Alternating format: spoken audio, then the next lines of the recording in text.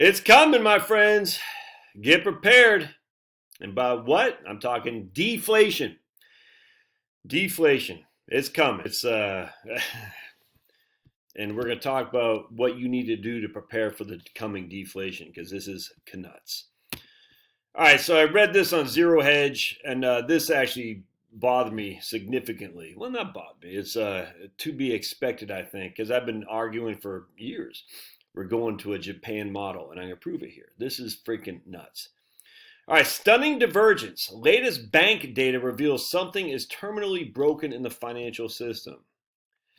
There was a remarkable disclosure in the latest JP Morgan earnings report. The largest U.S. bank, that an entity that has historically been known for making loans to the broader population, reported that in Q1 its total deposits rose by a whopping 24% year over year, which was up 6% from Q4 to $2.2 trillion in deposits, while the total amount of loans issued by the banks was virtually flat sequentially at basically 1 trillion, which is down 4% from a year ago.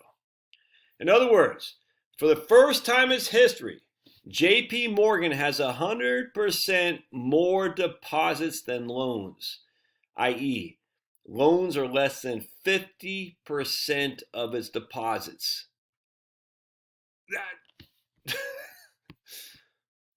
I mean, look at that. Look at that. Let's make that bigger. Will be. Oh yeah. Make it a little bit smaller. There we go. Perfect. Look at that. Look. I mean, 1.5 trillion to 2 trillion. That's 33% increase from whatever that is. I don't know if that's the beginning of 2020 or the end of 2020. I don't know, but or end of. I guess I'm not sure what that is. Anyway, it's freaking nuts, man. And here's the loans. All right. What does that mean? Well, if I can get out of this, 1 second, pause. All right, so just remember, this is the first time in history. All right, so even more stunning divergence between total deposits and loans emerges at Bank of America, where deposits similarly hit a new all-time high of 1.88 trillion, even as the bank loans have continued to shrink in an alarming deleveraging and deflationary pace, which are now at 911 billion. Again, they're at less than 50%. Would you say loan to value? I mean, the same thing here. Look at this. There's their loans falling off a cliff, and there's their deposits. It's not better for Citigroup. Look, I mean, the loans are flat since 2000. I mean, look, are down since 2007, or flat since 2009. Bank of America is basically flat since 2009. Look at that loan to deposit. That's freaking nuts, man.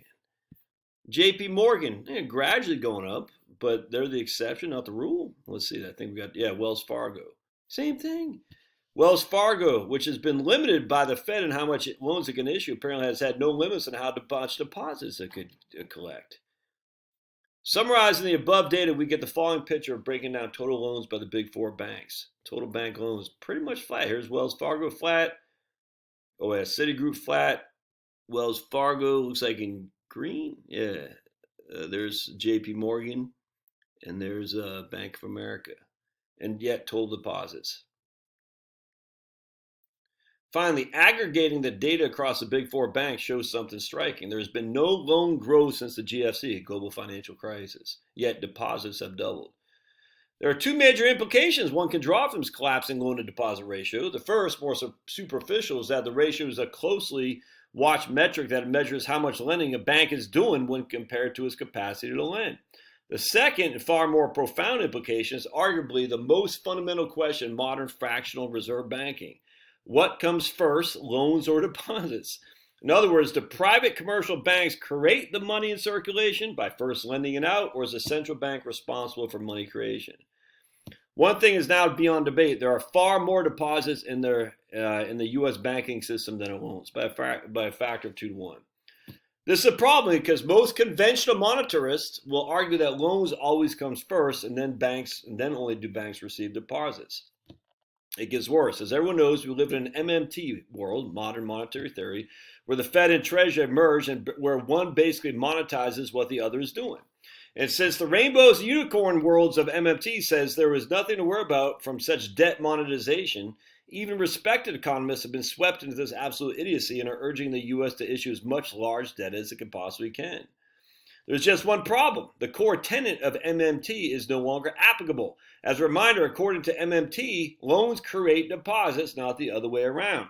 And the socialist crackpot theory further claims that reserve balances have nothing to do with this, that they're in fact part of the banking system.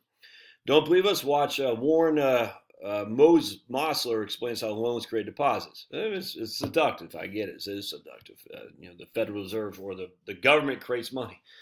Okay, clearly that's no longer the case, and the empirical data shown above makes patently obvious that the core anchor of MMT on which all its other laughable theories is built is false, with huge consequences for a world that has thrown its future in such crackpot theory.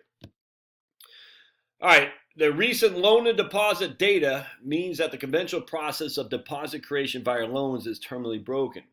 All right, and that's precisely the case with the missing link being the Fed, as we explained way back in 2014. Here's a punchline of what we said then and what we did a similar analysis, observing what is already a record amount of excess deposit over loans. What the above chart simply shows the breakdown of excess deposit over loan, which is shown in the chart above, which tracks the historical change of commercial bank loans and deposits. What is immediately obvious is that while loans and deposits moved hand in hand for most of history, starting with the collapse of Lehman Brothers, the loan creation has been virtually non-existing since, while deposits have risen like crazy. All right. So what does all this mean? In a nutshell, the Fed now tapering QE and deposit formation slowing. Banks will have no choice but to, here's the issue, this is where I take issue, but to issue loans to offset the lack of outside money injection by the Fed. In other words, while bank deposits have already experienced the benefit of future inflation and have manifested in the stock market 100%, it is now the turn of the matching asset to catch up, which also means that while deposit growth, parked reserves, in the future will slow to a trickle, banks will have no choice but to flood the country with $2.5 trillion in loans. That would sound inflationary, right? I'm telling you, no, this guy's missing the point. As this loan creation will jumpstart inside money and flow through the economy, resulting in long overdue growth, and more importantly, it'll only be pernicious inflation coming down the pike. All right, but that's what they said in 2014. But the velocity, all right, so the above explains why even the Fed has pumped trillions of dollars reserved into banks, which by transformation has ended up as deposits on bank balance sheet. The velocity of M2 money has plunged to an all-time low and will soon drop below the fractional reserve system singularity of 1. As loan demand is nowhere near enough to offset the Fed's forced deposit creation, which incidentally ends up not in the economy but in capital markets, resulting in broad deflation offset by asset price hyperinflation. Velocity, M2. So we have no economic growth from the huge amount of money being printed. It's all going to real estate and stocks without question. One final reason why this data is absolutely critical, in a world where the dominant daily argument is whether the U.S. is facing deflation or inflation, and where many have become convinced that we're facing a surge in higher prices, continued loan destruction is all about the most deflationary thing possible. But don't take our word for it. From the latest JP Morgan strategist, Nick something, the challenge from weak bank lending, in which he confirms all the above observations and writes that a common feature of this week's U.S. bank earnings reports has been the weakness in loan growth. Indeed, weekly data from the Fed's H8 hate release shows that the pace of U.S. bank remains in negative territory, exhibiting persistent weakness since last summer. Does this reminisce of anything? The JP Morgan quant then concedes that it remains to be seen whether protracted post-Lehman period weakness in bank lending will be repeated in the current post-virus cycle. Although what is likely to be the case is both the future trajectory for bank lending would be important in determining both the inflation liquidity period over the long term. Indeed, the next chart shows that money creation has been already normalizing from the torrid pace of the first half of 2020. Looking ahead, central bank tapering in 2022 or whenever it arrives. JP Morgan then concludes whether protracted post-Lehman period weakness in bank lending is repeated in the current post-virus cycle will be critical to determining inflation and liquidity picture over the longer term. So far, the trajectory for bank lending shows more similarities than differences to the post-Lehman crisis period. All right, so what does all that mean? Well, we're going to read from our main, Holy Grail Macroeconomics, The Lessons from Japan's Great Recession by Richard Koo. This changed everything for me. All right. The Great Depression was a balance sheet recession. I'm telling you, if you're at all interested in economics, this is a must read. It's literally the Holy Grail Macroeconomics. Why have economists overlooked balance sheet recessions? Corporate debt minimization, the long overlooked possibility. The balance sheet recession concept starts with the notion that certain external shocks actually change the priorities of firms and households. In particular, a nationwide fall in asset prices forced firms to shift their priorities from profit maximization to debt minimization to repair their balance sheet. That in turn produces a very different economic outcome than ordinary recessions. This chapter argues that both deflation and the liquidity trap observed in the U.S. during the Great Depression was caused by such a shift in corporate priorities following the 1929 collapse in asset prices. All right, so we're going to look at, hold on a second. We're going to look, right here, right there, sweet. All right. The economics literature describes a liquidity trap as a situation in which interest rates have fallen to such low levels that money, cash, and bonds become perfect substitutes. At that point, suppliers of funds choose to hold cash instead of lending the funds at such low rates at the corporate sector by buying bonds. All right, but that sounds good, right? You're saying, well, okay, they're just holding the cash. Once the interest rates go up, they're lending. All right. But check this out. Once the liquidity trap is viewed as a result of behavioral change on the part of borrowers, the facts begin to make sense. You hear me? As firms strive to minimize debt, not only do they earmark cash flow for paying down debt, but they also stop borrowing and investing the savings of the household sector. This creates a huge deflationary gap. As the real economy begins to weaken, the central bank lowers rates, but the economy fails to respond because firms with debt overhang are no longer interested in increasing investment. They don't want to borrow to expand. They're trying to repair their balance sheets. The central bank then panics and drops rates as low as possible, but even this is insufficient to provoke a response, which prompts the media to report that the economy is in a liquidity trap. But the trap actually began the moment that companies started minimizing debt. We can now see the liquidity trap has nothing to do with the level of interest rates. Instead, the trap is created the moment firms shift, and that's families too, their focus from maximizing profits to minimizing debt. Moreover, this change in corporate behavior can happen at any interest rate. When Japanese companies began shifting their priorities to debt minimization in 1993, short-term rates were still above 3% and long-term rates at 4%, leaving the central bank with plenty of room to lower rates. Nevertheless, monetary policy had begun to lose its effectiveness and corporate borrowing fell. The liquidity trap was entirely the result of a change in behavior among borrowers, not by lenders. So going back to what they were saying here in 2014, that we're going to have mass inflation because is this loan creation that will jumpstart inside money and flow through the economy, resulting in long overdue growth. It is also this loan creation means banks will no longer speculate as prop traders with the excess liquidity, but go back to their roots as lenders. Most importantly, once banks launch this wholesale lending effort, is only then and that the true pernicious inflation from what the Fed has done the past 5 years will finally rear its ugly head. Where they're missing, though, once bank launched this wholesale lending effort, to whom actually?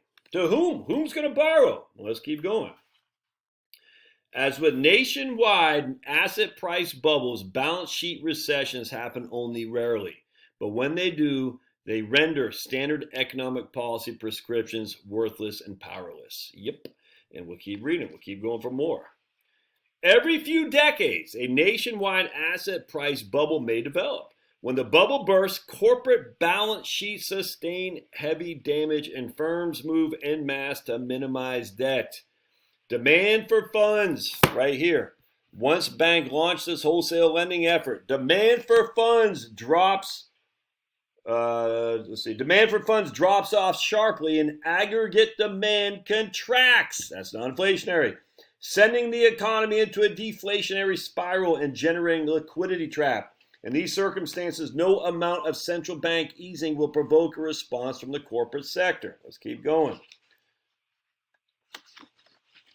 In a balance sheet recession, deflation is very much a result, not the cause of recession. The key driver of this recession is the fall in asset prices that force businesses to shift from maximizing profits to minimizing debt to repair their balance sheet. Here, the output declines come first because the corporate sector has not only stopped borrowing and spending household savings, but it's also begun redirecting their cash flow to paying down debt. So not only are they not taking on new debt, they're paying down what they currently have, which is completely getting the velocity of cash, that M2, to be reduced. I mean, look at this. Oh, that's not it. Velocity right here, M2. You're paying down debt, you're paying down debt, you're paying down debt. You're not only not borrowing, you're paying down debt. There's no velocity. Here, the output declines come first.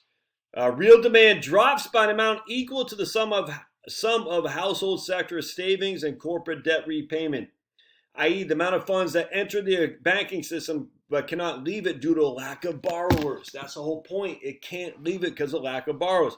The drop in asset prices sparks a vicious cycle by redoubling the urgency of companies to reduce debt because they're seeing their freaking debts get hammered because of deflation. Asset prices drop. They're like, we got to focus more. The driving force behind a balance sheet recession is therefore a shift in the focus of businesses from profit to debt minimization, which not only initiates a spiral of declining aggregate demand, but leaves the economy unresponsive to changes in interest rates. And finally, there are at least two types of recession and deflation. Those are primarily caused by a change in lender behavior, and those that are primarily caused by a change in borrower behavior. Both the Great Depression and Japanese Great Recession were brought about by a change in borrower behavior, not lending behavior. It's coming, my friends. It's guaranteed. I can't say guaranteed. I don't know. What do? You got to pay down your debt. That's the point of deflation. Remember, deflation is great for those who loan money. Inflation is horrible for those who loan money. That's why the federal government loves a 2% target inflation. That means they're literally increasing, basically they're paying down debt by 2% a year without having to do anything. And if you are in an inflationary, you should be borrowing because inflation is destroying the amount of money you have to pay back, which is good because the dollar is worth less. So every year that goes by, in real terms, you pay less and less back. That is just a fact. Deflation is the exact opposite. In deflation, you are paying your debt back with dollars that are worth more in the future. So as just on my wife, you borrow $100 today. In deflation, it's going to cost you $102 next year to pay back that $100. In inflation, it's going to cost you $98 to pay back that $100 a year from now. And that's a $4 swing right there. It's not just goes from 100 to 102. It goes from 100 to what you would have expected to be 98 to now 102. That's a $4 swing. I'm telling you, man, if you do not want to have debt in deflation, that's just all there is to it. Cash is king in deflation. Cash, cash, cash. Debt is, I don't know, what is the worst card you can get? The Joker? I don't know what debt. I don't know what the card is. The two of clubs, I guess. So I'll put a link to this. You got to get this book. I'll put a link. And if you buy it through my link, I get that sweet, sweet 4% commission on whoever's book costs. So love to hear your thoughts. It's coming. Be prepared. See ya.